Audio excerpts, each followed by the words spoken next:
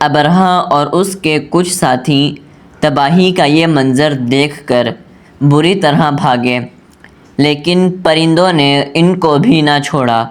ابرہہ کے بارے میں طبقات میں لکھا ہے کہ اس کے جسم کا ایک ایک عضو الگ ہو کر گرتا چلا گیا۔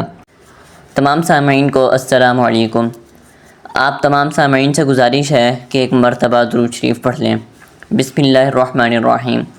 اللہم صلی علی محمد وعلی آل محمد کما صلیت علی ابراہیم وعلی آل ابراہیم انک حمید مجید۔ اللہم بارک علی محمد وعلی آل محمد کما بارکت علی ابراہیم وعلی آل ابراہیم انک حمید مجید۔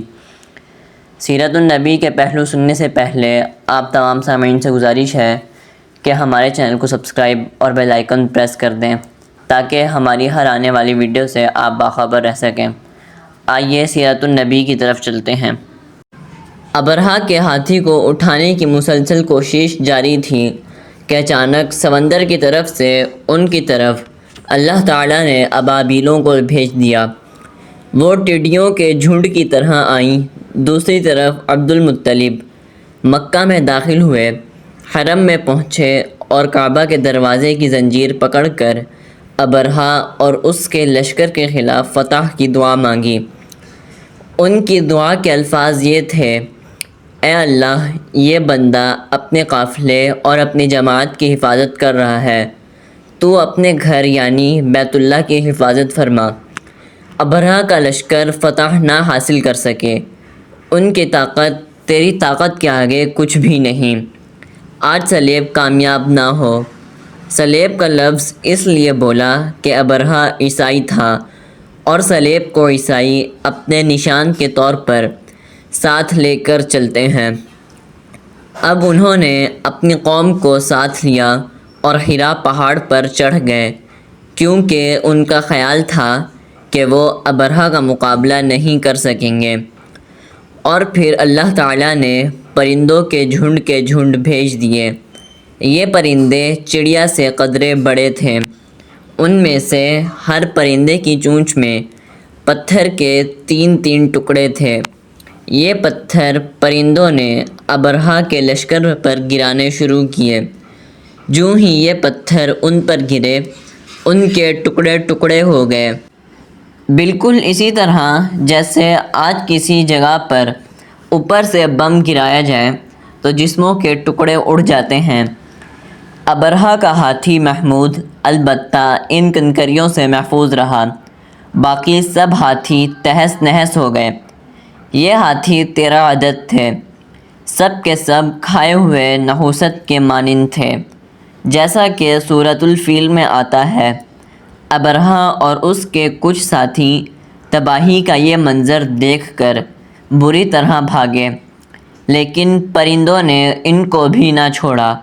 ابرہہ کے بارے میں طبقات میں لکھا ہے کہ اس کے جسم کا ایک ایک عضو الگ ہو کر گرتا چلا گیا، یعنی وہ بھاگ رہا تھا اور اس کے جسم کا ایک ایک حصہ الگ ہو کر گر رہا تھا۔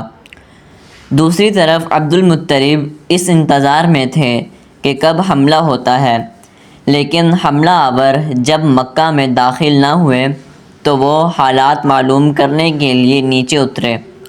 مکہ سے باہر نکلے تب انہوں نے دیکھا سارا لشکر تباہ ہو چکا ہے۔ خوب مال غنیمت ان کے ہاتھ لگا، بے شمار سامان ہاتھ آیا۔ مال میں سونا چاندی بھی بے تحاشا تھا۔ لشکر میں سے کچھ لوگ ایسے بھی تھے جو واپس نہیں بھاگے تھے، یہ مکہ میں رہ گئے تھے۔ ان میں ابرہہ کے ہاتھی کا مہاوت بھی تھا، جو محمود کو آگے لانے میں ناکام رہا تھا۔ ہمارے نبی حضرت محمد صلی اللہ علیہ وآلہ وسلم اس واقعے کے چند دن بعد پیدا ہوئے۔ آپ صلی اللہ علیہ وآلہ وسلم جس مکان میں پیدا ہوئے وہ صفا پہاڑی کے قریب تھا۔ حضرت کعب احبار رضی اللہ تعالیٰ عنہ روایت کرتے ہیں کہ میں نے تورات میں پڑھا تھا کہ رسول اللہ صلی اللہ علیہ وآلہ وسلم کی پیدائش مکہ میں ہوگی۔ یہ کعب پہلے یہودی تھے، اس لیے تورات پڑھا کرتے تھے۔ دنیا میں آتے ہی حضور صلی اللہ علیہ وآلہ وسلم روئے۔ حضرت عبد الرحمن بن عوف رضی اللہ تعالی عنہ کی والدہ کہتی ہیں کہ جب حضرت آمنہ کے ہاں ولادت ہوئی تو میں وہاں موجود تھی۔ آپ صلی اللہ علیہ وآلہ وسلم میرے ہاتھوں میں آئے۔ یہ غالباً دایا تھیں، ان کا نام شفا تھا۔ فرماتی ہیں جب آپ صلی اللہ علیہ وآلہ وسلم میرے ہاتھوں میں آئے تو روئے۔ آپ صلی اللہ علیہ وآلہ وسلم کے دادا عبد المطلب کو آپ کی ولادت کی اطلاع دی گئی۔ وہ اس وقت خانہ کعبہ کا طواف کر رہے تھے۔ اطلاع ملنے پر گھر آئے، بچے کو گود میں لیا۔ اس وقت آپ کی والدہ نے ان سے کہا، یہ بچہ عجیب ہے، سجدے کی حالت میں پیدا ہوا ہے، یعنی پیدا ہوتے ہی اس نے پہلے سجدہ کیا، پھر سجدے سے سر اٹھا کر انگلی آسمان کی طرف اٹھائی۔ سیرت النبی کے بقیہ پہلو ہم آپ سے اگلی قسط میں بیان کریں گے۔ شکریہ۔